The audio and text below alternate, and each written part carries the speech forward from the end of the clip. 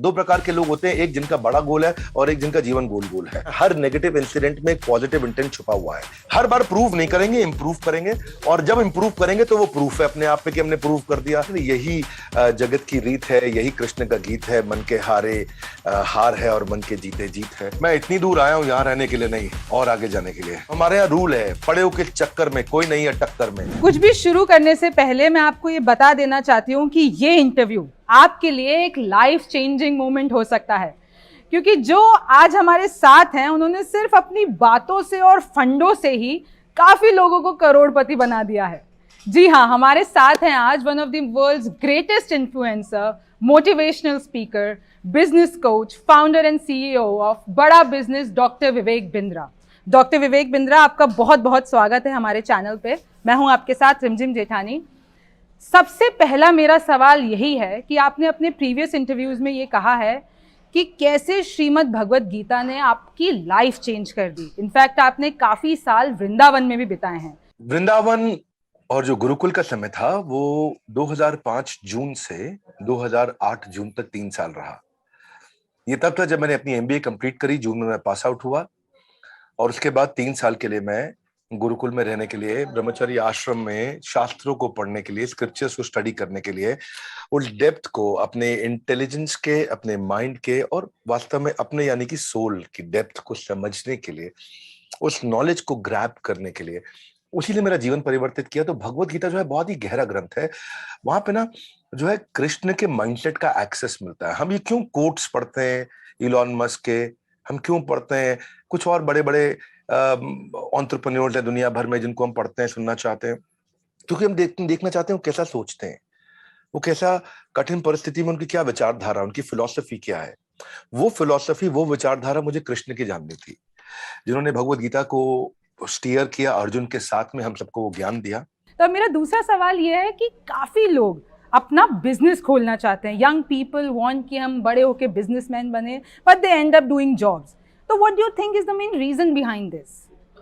देखिए, business model और revenue model को पहचानना बहुत जरूरी है, और उससे पहले जो मन से हार जाते हैं उनके लिए मैं 3 बातें कहूंगा। The inability to control their mind and emotion, second inability to take tough decisions in tough situations, third मुझे लगता है वो फेलियर को सक्सेस में कन्वर्ट करने की वो क्षमता, वो करेज नहीं रखते। एक एंटरप्रेन्योर होने के नाते मैंने अपने बिजनेस में करोड़ों रुपए का नुकसान भी देखा और करोड़ों रुपए का नफा भी देखा है। वो दोनों को देखते वक्त जब आप सेम मानसिक परिस्थिति के साथ में इस बिजनेस को ड्राइव करने की जो क्षमता है वो एक अच्छे एंटरप्रेन्योर के पास होती है। अगर आप कोई भी डिजायर जब आपके गोल स्टेटमेंट के बाहर होती है, जो कृष्ण का कहते हैं कि यही जगत की रीत है, यही कृष्ण का गीत है, मन के हारे हार है और मन के जीते जीत है, तो ये हम हमेशा सुनते हैं। तो मुझे ऐसा लगता है कि ये एबिलिटी बिल्ड करना कि वो टफ सिचुएशन के अंदर आगे बढ़ सके। See you never fail in life, it's if you ever failed in life simply means, या मैं इसको ऐसे कहूंगा, if you never failed in life it simply means that you are playing way too safe. So the biggest risk in your life that you can take is by not taking any risk at all. तो ये job से बाहर निकल के क्योंकि job ना जो है, तनख्वाह जो है वो एक ड्रग की तरह है, वो ऐसा एक नशा है जो आपको हर बार 1 तारीख को, 30 तारीख को, 5 तारीख को, 7 तारीख को मिलता है। अच्छा, अब बात करते हैं बिजनेस स्ट्रैटेजीज की, जो कि ओवर द इयर्स काफी इवॉल्व हुई और बदली है। So what do you think is the major difference between पहले का दौर और आज का समय for startups and businesses? How it has changed? 10 साल में सब कुछ बदल गया है, दोबारा से कंप्लीटली चेंज हो गया। अब डिजिटल एंटरप्रेन्योरशिप है, फिजिकल एंटरप्रेन्योरशिप नहीं है। हाँ? अब देखो, कुछ अच्छी एक बड़ी ऑर्गेनाइजेशन है, वो फ्रेंचाइज की कंसल्टिंग करती है, लोगों को फ्रेंचाइजी दिलाती है। वो कॉन्फ्रेंस हॉल्स में बुलाते थे लोगों को, बड़े बड़े मीटिंग्स करते थे। तो उसके चेयरमैन, मैं नाम नहीं लूंगा, मेरे साथ बैठे थे अभी 3-4 दिन पहले, और अब वो क्या बोले कि पहले हम किसी को एक फ्रेंचाइजी दिलाते थे कि आप इसका मिठाई का फ्रेंचाइजी ये खोल लेगा आपके साथ, या स्कूल का फ्रेंचाइजी, या किसी रेस्टोरेंट का फ्रेंचाइजी देते थे। तो बोले पहले हम उससे एक फ्रेंचाइजी दिलाने के बदले में उससे 1 लाख रुपए ले लेते थे, 2 लाख रुपए, 5 लाख रुपए ले लेते थे। बोले आज वही फ्रेंचाइजी उसको फेसबुक में 2 लाख रुपए की जगह 200 रुपए में मिल जाता है। फेसबुक पे ऐड लगाता है, उसको लीड मिल जाती है। ये डिजिटल एंटरप्रेन्योरशिप का समय बहुत तेज बदल चुका है। इस समय जो बदलाव है, उस बदलाव में जितना आप कंज्यूमर के नजदीक रहेंगे, जितना कस्टमर के नजदीक रहेंगे, so the creator and consumer has to stay close. जो प्रोडक्ट और सर्विस आप बना रहे हो और जो प्रोडक्ट और सर्विस को कंज्यूम कर रहा है, वो दोनों जितना नजदीक बैठेंगे, फीडबैक के माध्यम से डिजिटल एंटरप्रेन्योरशिप से आप स्केल करके दुनिया भर में आज पहुंच सकते हैं जो पहले नहीं पहुंच सकते थे। अच्छा, तो अब आज के वक्त की बात करें तो सोशल मीडिया कितना स्ट्रॉन्ग रोल प्ले कर रहा है और इसको बेस्ट वे पॉसिबल कैसे यूज किया जा सकता है? देखिए देवी जी, सबसे पहली चीज, आपका बड़ा अच्छा प्रश्न है ये। पहले बिजनेस था ट्रांजैक्शनल, किराने स्टोर का, माल दो पैसा लो। उसके बाद डिजिटल ट्रांजैक्शन का समय आया, D2C, India mart, just dial.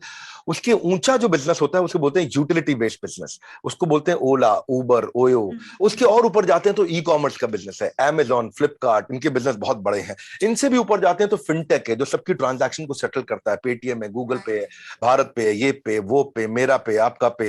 लेकिन सबसे ऊंचा जो बिजनेस दुनिया में माना जाता है, तो दुनिया के 10 सबसे बड़े अरबपति, उनमें से 5 एक्चुअली कंटेंट का बिजनेस कर रहे हैं। ध्यान से देखें, ये फेसबुक है, इंस्टाग्राम है, यूट्यूब है, ट्विटर है, लिंक्डइन है, कंटेंट साम्राज्य है।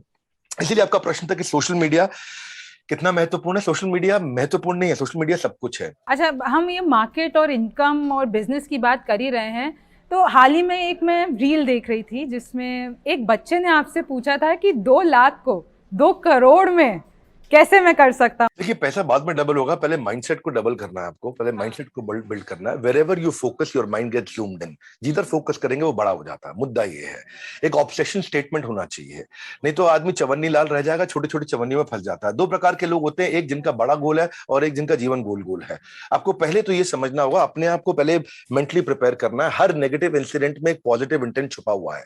हाँ, अगर आपको, if you want to double the rate of your growth, just triple the rate of your learnings. That's number 1।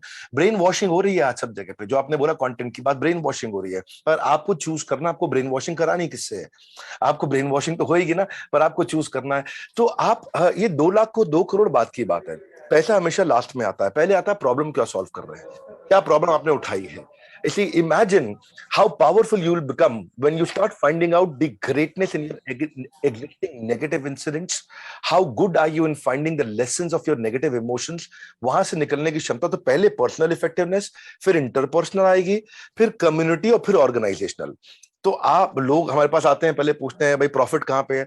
Profit outcome है, प्रॉफिट गोल नहीं है। कस्टमर की प्रॉब्लम सॉल्व करना गोल होता है और उसी के अराउंड काम करना। मैसिव एक्शन प्लान्स वही लेने हैं, क्योंकि अगर आप वही करते रहे जो करते आ रहे थे, तो आपको वो भी नहीं मिलेगा जो मिलता आ रहा था। अब तो जमाना बहुत तेज बदल गया है।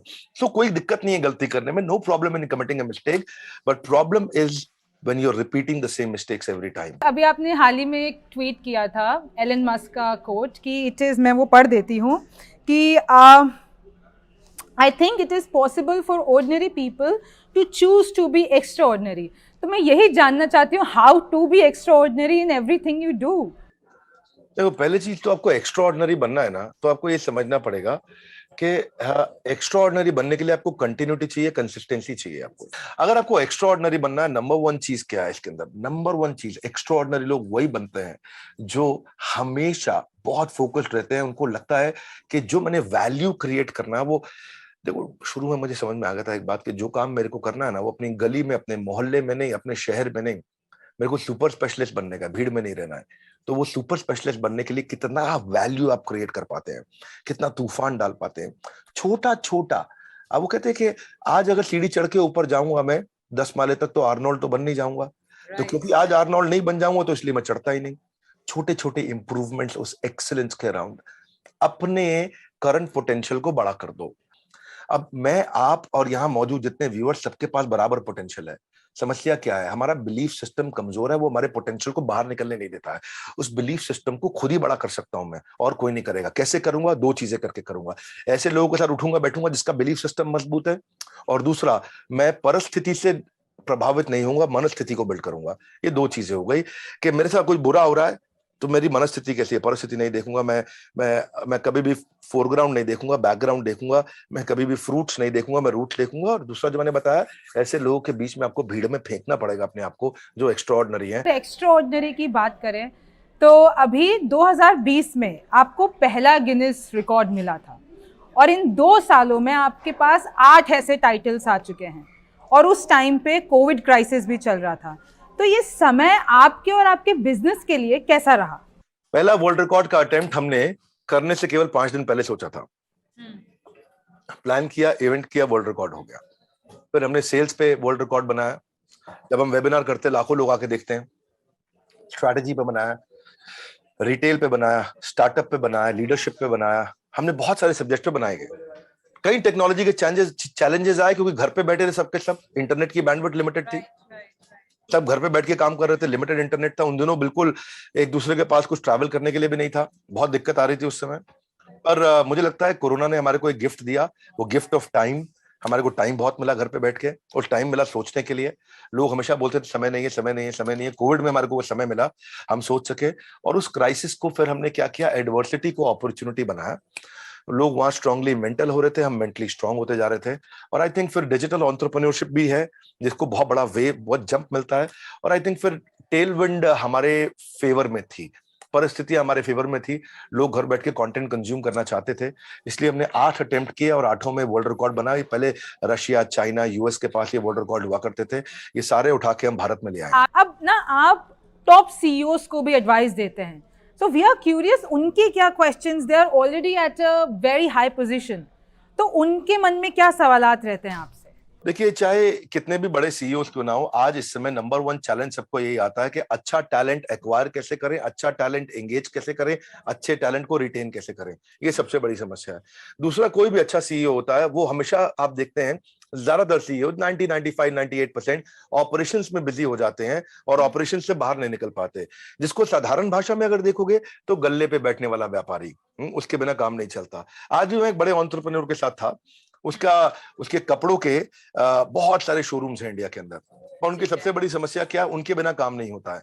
तो आप, मेरी एब्सेंस में बिजनेस कंटिन्यूस कैसे ग्रो करेगा, ये बड़ा इंपॉर्टेंट प्रश्न है।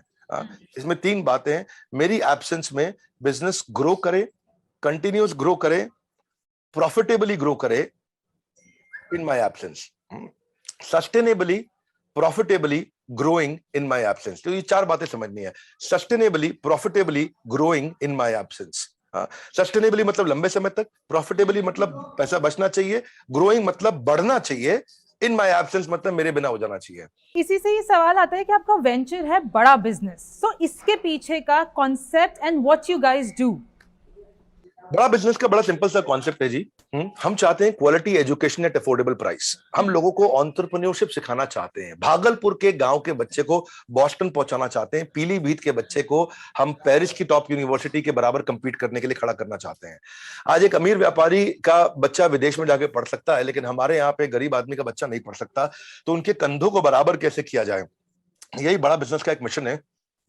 आज एमबीए कॉलेजेस की हालत खराब है, उनका वही स्टैग्नेंट सिलेबस है, वही पुराना मॉडल चल रहा है उनका। तो वो एमबीए कॉलेजेस जो कमी है, जो आज पास आउट होने के बाद में एजुकेशन लोन चुकाने का पैसा नहीं कमाएगा क्या बच्चा, उसकी जॉब नहीं लग रही है, अनएम्प्लॉयमेंट से ज्यादा बड़ी अंडर एम्प्लॉयमेंट बहुत बड़ी समस्या हो गई है। हमने एक एवरीथिंग अबाउट एंटरप्रेन्योरशिप एक कोर्स लॉन्च किया जिसको हम बोलते हैं फास्ट ट्रैक एमबीए, और उसमें सिखाने वाले मेरे साथ में बिलियनियर प्रोफेसर हैं जो अरबपति लोग हैं। वो आकर के सिखाते हैं जिन्होंने अपने बिजनेस को बड़ा किया है। मैं कोई नौकरी पे, तनख्वाह पे प्रोफेसर नहीं लेकर के आया, मैं उनको प्रोफेसर बनाया है जिनके पास रैग्स टू रिचेस की स्टोरी है और जिनके पास वो स्ट्रैटेजी है जो आकर के सिखाते हैं। तो हमारे प्रोफेसर बहुत पावरफुल है।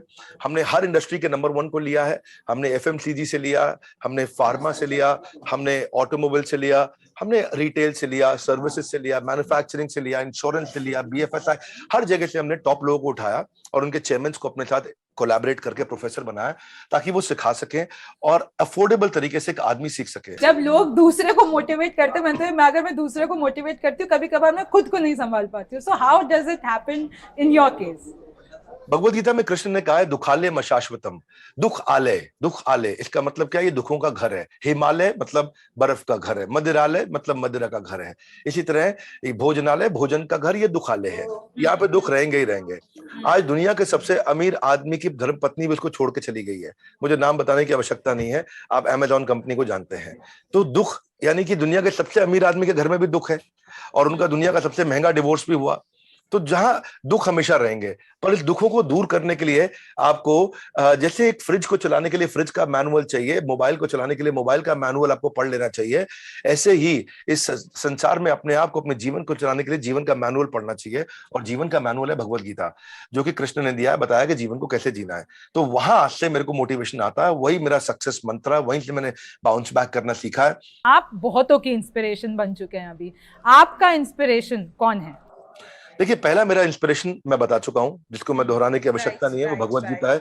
दूसरी मेरी इंस्पिरेशन जो है वो हमारी अपनी टीम के लीडर्स हैं, हाँ, जो जिनके कारण हम इसको ड्राइव कर पा रहे हैं, इस बड़ा बिजनेस को। आज बड़ा बिजनेस में टॉप क्लास लीडर्स काम करते हैं। आज हमारे 120 ऑफिसेज हैं। तो मेरी अपनी टीम जो दिन रात काम कर रही है, जो हर टाइम जोन में काम कर रही है, रात को 2 बजे भी दिखते हैं काम करते हुए, दोपहर में 2 बजे भी दिखते हैं, सुबह 5 बजे भी काम कर रहे होते हैं, रात को शाम को 5 बजे भी काम कर रहे होते हैं।